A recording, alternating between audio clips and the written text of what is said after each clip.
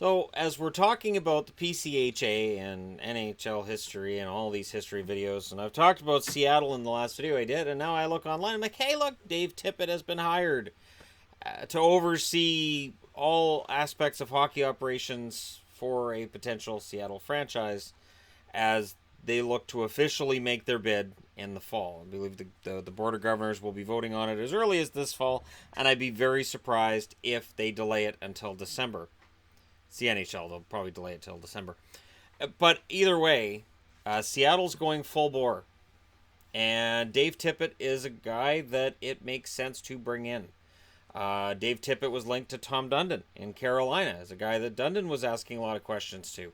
So clearly Dave Tippett is seen as a guy who's a hockey mind. Whether people agree with that or not is up for debate, of course. But him being seen as a guy here to oversee hockey operations, the funny thing is, the articles I've read have said pretty much the same things, which is this a sign he's going to be the Seattle, insert name of team here, this team's first ever, at the NHL level, first ever coach? That to me screams GM. Now, I know he hasn't been a GM before, but that's what it seems like to me. To me, it sounds like what they're setting up is that if he's going to be overseeing how all this stuff works, that's more a GM role than a coach role. Now, if he ends up being the coach after, well, who do you bring in as GM? It just seems weird to me. So I would imagine that they're just delaying announcing what role he's going to have until the NHL makes it official. Tippett, a former winger for 11 seasons in the NHL with Hartford, Washington, Pittsburgh, and Philly, will bring a hockey's insider's voice to everything from where to locate the training facility to how to decorate the dressing rooms at a revamped Key Arena. There are a lot of times where you need somebody with some hockey experience, whether it be infrastructure like the dressing rooms, training facilities, or putting together the groundwork of what a skeleton hockey staff would look like, Tippett said. It helps his daughter Nicole is a University of Washington graduate living in Bremerton. Tippett and his wife Wendy make their home in Scottsdale, Arizona, but are renting in Bellevue while this new job unfolds.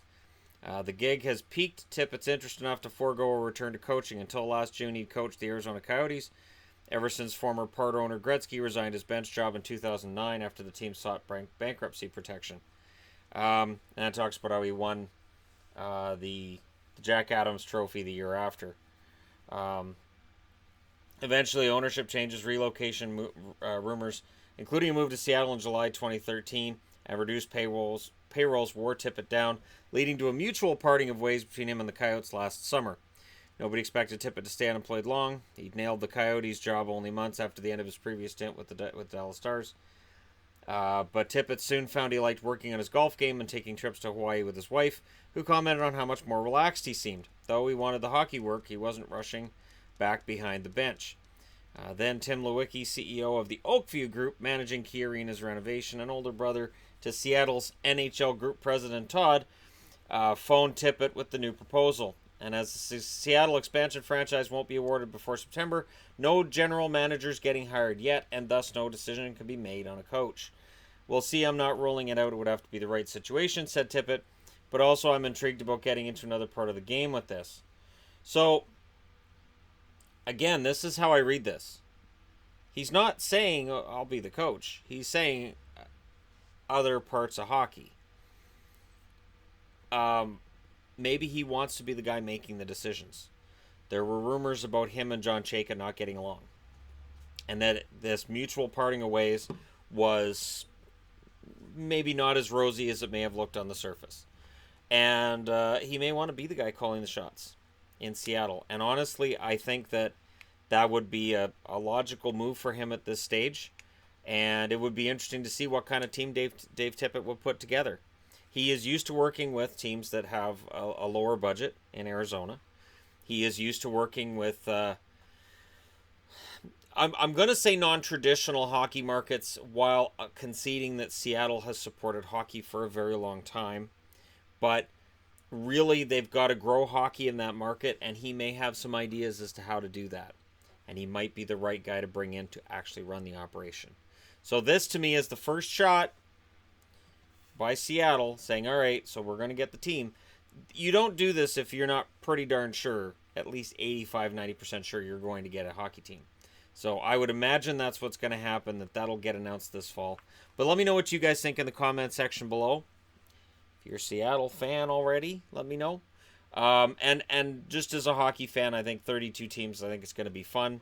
Yes, it makes it more difficult for a team to win the Stanley Cup with 32 than 30, but the more the merrier as far as I'm concerned. I really think there are enough players in the world to justify having that many teams, if not throwing in a European division, but let's not get crazy.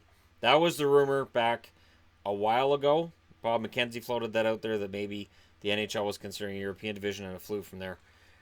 But for now, Seattle looks like pretty much a lock. So let me know your thoughts on that. Don't forget to hit like and subscribe if you're browsing your way through. You just happened upon this video.